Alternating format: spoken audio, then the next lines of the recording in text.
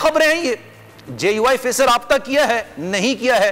अंदर की खबरें क्या हैं? जो 4 नाम मैं अभी बता रहा था जिसमें से 2 का मैंने जिक्र कर दिया है, आपके पास ऐसी खबरें, इनको तब्दील किया जा रहा है या नहीं? देखिए, मसला ये है कि क्योंकि PDM में भी इख्तलाफात थे और यही वजह है कि कल आपने देखा कि 8 घंटे की नशिस्त हुई, 8 घंटे का इजलास हुआ और उसके बावजूद फैसला नहीं हो सका था। और आज एक और कमेटी में ये फैसला हुआ कि डिप्टी चेयरमैनशिप जो है वो JUIF को दी जाएगी। उसकी वजह यह है कि JUIF ने कहा था कि डिप्टी चेयरमैन सेनेट हम लाएंगे, हमारा होगा। और नून लीग कहती थी कि जो अददी हवाले से अगर आप देखें तो हम एक ऐसी जमात हैं कि चेयरमैन सेनेट के बाद हमारा डिप्टी चेयरमैन सेनेट होना चाहिए। तो ये एक सियासी मूव हो सकती है, क्योंकि उसकी वजह यह है कि आप ये देखें कि इस वक्त जो चेयरमैन सेनेट का इलेक्शन है उसमें छोटी पार्टियों ने फैसला करना है, और छोटी पार्टियां जो PDM के साथ भी हैं उनके भी बहुत ज़्यादा तहफ़्फ़ुज़ात हैं। उसकी वजह यह भी है कि जब 20 सितंबर से लेकर आज तक अगर आप बात करें, जब मुस्लिम लीग नून और JUIF ने बैठकर जमा तफरीक की तो उन्हें ये एहसास हुआ कि हमने तो इसमें कुछ भी नहीं पाया, खोया ही खोया है। यानी आप ये देखें कि अगर सेनेटर बनवाया है यूसुफ रज़ा गिलानी साहब को, तो उसका सारे का सारा क्रेडिट 100% क्रेडिट हल्के हों, वो सब ये कह रहे हैं कि देखें जी जरदारी साहब ने ये जोड़ तोड़ किया है, पैसा चला है, जो भी हुआ इन्फ्लुएंस हुआ, लेकिन ये जरदारी साहब की गेम थी। जरदारी साहब ने इसको जो है वो कामयाब, इस मूव को कामयाब किया। JUIF और नून लीग क्या चाहते थे? वो तो पहले दिन से चाहते थे कि हम ज़िमनी इलेक्शन ना लड़ें, हम इस्तीफे दें, हम सेनेट इलेक्शन ना होने दें, हम असम्बलियाँ ना चलने दें, हम लॉन्ग मार्च करें, हम धरना दें। ये 2 जमातें तो ये चाहती थी। ये पीपल्स पार्टी ही थी जब जरदारी साहब, आप याद करें, जब 27 दिसंबर को उन्होंने कहा था कि कुछ हमसे सीखो, हमें ना बताओ कि हमने क्या करना है, हमसे सीखो कैसे करना है, हमें ना बताओ कि क्या करना है, हमसे सीखो कि हमने क्या करना है, हमने मुशर्रफ को हटाया, ये क्या चीज है। लेकिन प्रिसाइजली मैं पूछना चाहता हूं कि अभी क्या फैसला हुआ, फिर मैं कमल जोसेफ की तरफ जाऊंगा। ये बताइएगा कि क्या फैसला क्या हुआ? वज़ीर आला पंजाब, वज़ीर आला KP को हटाया जाएगा या नहीं जाएगा? देखिए उनके इत्तेहादियों के भी तहफ़्फ़ुज़ात हैं इस पर। देखिए, वज़ीर आला पंजाब के हवाले से तो पिछले 2.5 वर्षों में कोई कम अज़ कम को 70 बार ये खबर आ चुकी है कि वज़ीर आला पंजाब उस्मान बुज़दार को हटाने का फैसला कर लिया गया है। अब कभी भी कोई वसूख से ना तो ये कह सकता है कि वो बिल्कुल 5 साल रहेंगे, ना ये कहा जा सकता है उनको हटाया जा रहा है। इमरान खान का फैसला है और इमरान खान जब उनको चेंज करना चाहेंगे, ये नहीं होगा कि उनके ऊपर कोई दबाव है या किसी ने उनको कहा है। जहाँ से उनको कहा गया था वहाँ से बहुत ज़्यादा कहा गया और वो डट गए थे और उन्होंने उस्मान बुज़दार को नहीं हटाया था। अब भी जो खबरें आ रही हैं, अभी तक जाहिर है ना उस तरह से तहरीक इंसाफ से 2 टोक तरदीद आई है, ना ही कोई तौसीक आई है। इस हवाले से अभी कुछ कहने का बड़ा वक्त है कि उस्मान बुज़दार तब्दील होंगे या नहीं होंगे। अच्छा, अभी ऐसी कोई खबरें हैं नहीं। चलें, कमल जोसेफ साहब इस वक्त हमारे साथ मौजूद हैं, उनसे भी मजीद बात करते हैं। कमल साहब, पहली बात मैं आपसे पूछना चाहूंगा, फिर ये JUI की बात आपसे करूंगा।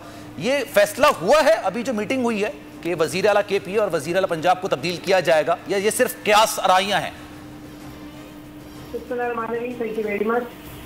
देखिए, मेरे पास तो ऐसी कोई खबर नहीं है और ना ही मैं ऐसी किसी मीटिंग का हिस्सा रही हूँ, इसलिए मैं आपको ना काफी तारीफ करके बता सकती हूँ और ना उसको रिजेक्ट कर सकती हूँ, बिकॉज ऐसी खबरें हमारे पास तो है नहीं।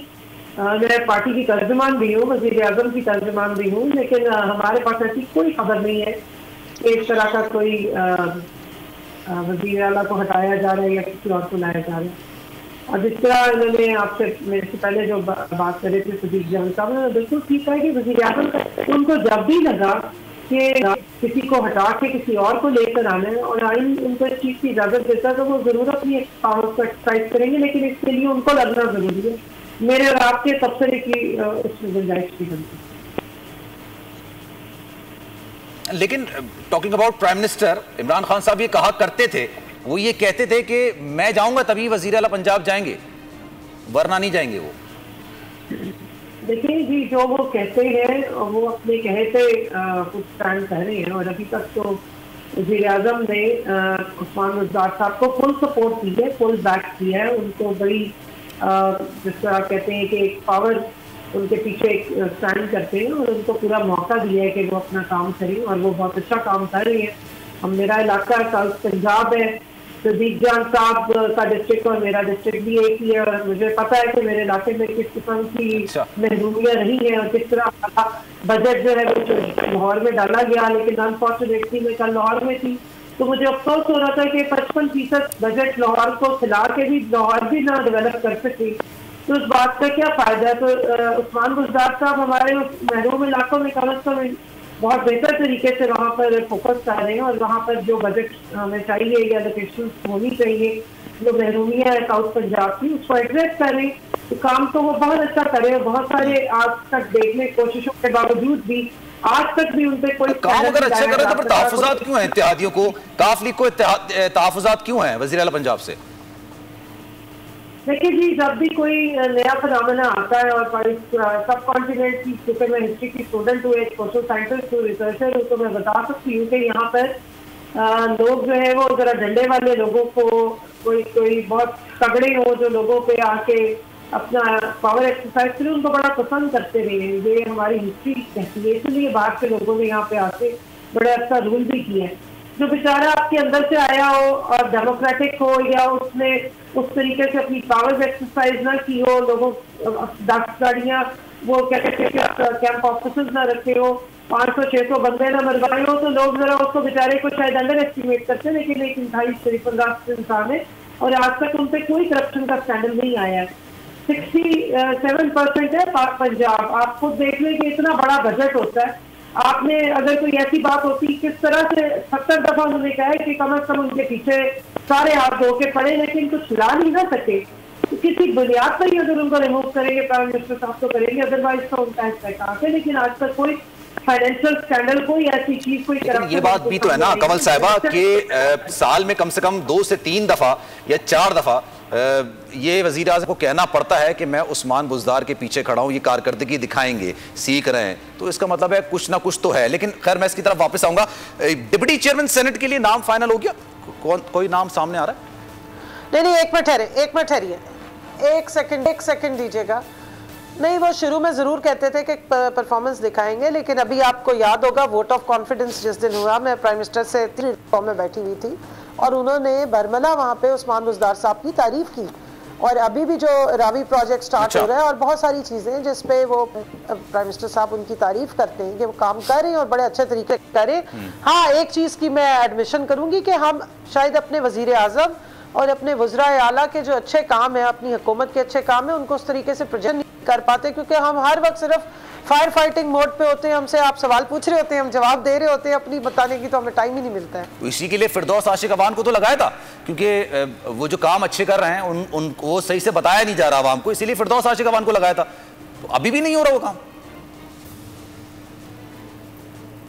वो अच्छी तरीके से कर रही है, बिल्कुल कर रही है, और वो अब आपने देखा है उससे फर्क भी पड़ा है। उस्मान बुज़दार साहब खुद भी मीडिया पे अब अपनी बयानात भी देते हैं।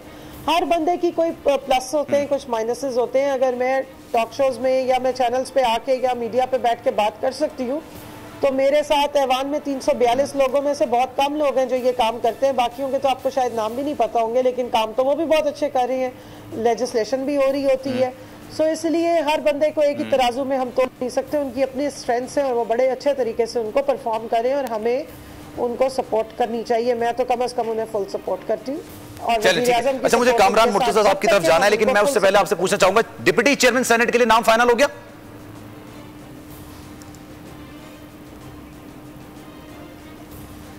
नहीं जी, अभी फिलहाल तो कोई नाम फाइनल नहीं हुआ है। प्रपोजल्स हैं और पार्टी के जो सीनियर लोग हैं वो इस पे मुशावरत भी कर रहे हैं। संजरानी साहब ने आज एक प्रपोजल्स में मौलाना अब्दुल गफूर हैदरी का नाम शामिल है, और जो नए मुंतखब हुए हैं, जो जाने वाले हैं। और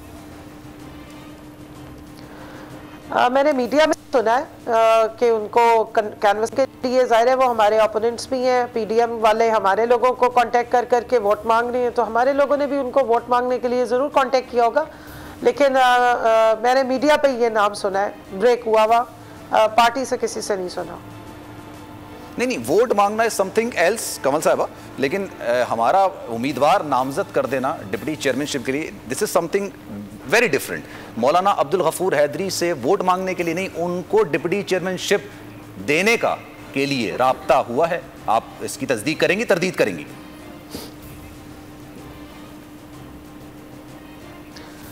मैं ना तस्दीक कर सकती हूँ ना तरदीद, इसलिए कि मुझे अभी मालूम नहीं है। मैं तो आज खुद, आपको मालूम होगा शायद, इलेक्शन कमीशन में एक पटिशनर हैं और सुबह से हम उसी में बिजी थे, तो मैंने आपके मीडिया पे ही ये खबरें देखी हैं। मेरे पास इसकी मालूमात या इसकी तफसीलात चल रही थी। अच्छा चलें, मैं फिर ये कामरान साहब से पूछ लेता हूँ। कामरान साहब, बहुत शुक्रिया आपके वक्त के लिए। ये बताइएगा कि हुकूमत ने राब्ता किया आपसे, मौलाना अब्दुल गफूर हैदरी को डिप्टी चेयरमैनशिप दे दें, इस तरह से कोई बात हुई है?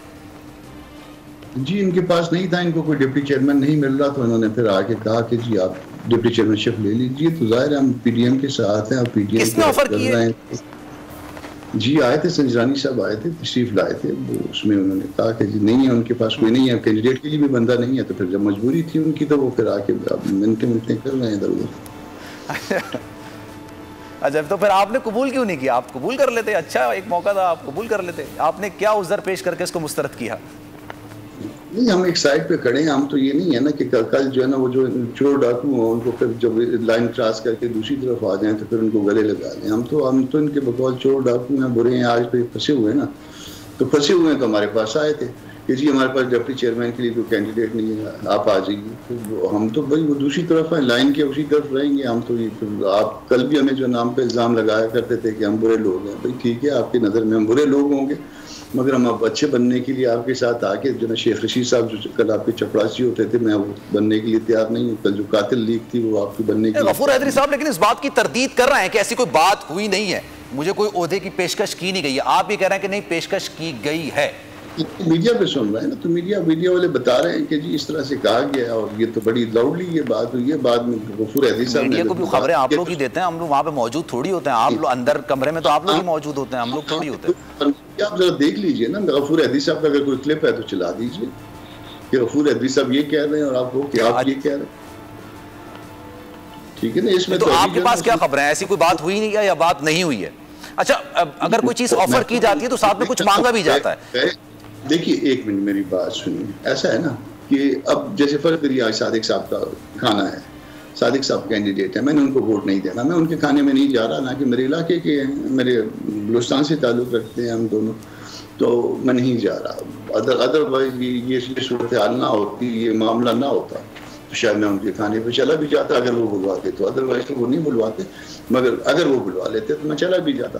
तो वो मतलब बाज़ मौके होते हैं, बाज़ ओकेजन होते हैं। अब गफूर हैदरी साहब के पास आना जो कि जनरल सेक्रेटरी हैं पार्टी के, चलें अब इसका जवाब लेते हैं कमल साहब से। कमल साहब आपके पास कोई उम्मीदवार है ही नहीं, अगर हुकूमत की बात की जाए या इत्तेहादियों की बात की जाए, कोई ऐसा नाम ही नहीं है जिसको डिप्टी चेयरमैनशिप दी जाए।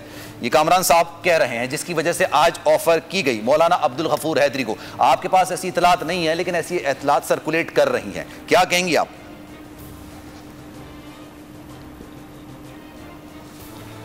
देखिए जी, ये तो एक इन्होंने सरकाज़म में इस किस्म की बात की है।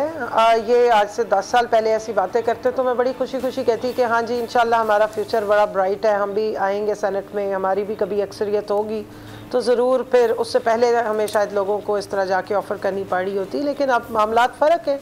इस वक्त तो पाकिस्तान तहरीक इंसाफ जो है वो सबसे बड़ी जमात बन के सामने आई है, और तमाम सूबों में इन सब 11 जमातों की अगर ओपोनेंट एक ही जमात है और वो PTI है। ये मुख्तलिफ जगहों से अलग अलग जमातें लड़ती हैं, हम इन सब के ओपोनेंट हैं, इनके मुश्तरका ओपोनेंट एक ही है, वो PTI है। तो हमारे पास कहतुल रिजाल नहीं है माशाल्लाह, हम कसीरुल रिजाल है इस वक्त, कसीरुल सीट नहीं है, बंदे भी बहुत हैं। और लेकिन अगर सादिक संजरानी साहब ने, अगर मैं इसको कंफर्म नहीं कर रही हूँ कि अगर वो इनके पास गए हैं और अगर उन्होंने ऐसी कोई मैग्नानिमिटी शो की और उन्होंने रिफ्यूज़ भी किया तो दैट वाज बिटवीन देम। मेरे पास पार्टी की तरफ से इस किस्म की इतलात नहीं है, और मैं इस चीज़ को भी डिनाई भी करूँगी बल्कि रिजेक्ट करूँगी कि हमारे पास कोई लोगों की कमी है या हमारे पास ग्रीन सिग्नल मिले बगैर कोई इतनी बड़ी ऑफर कर सकता है।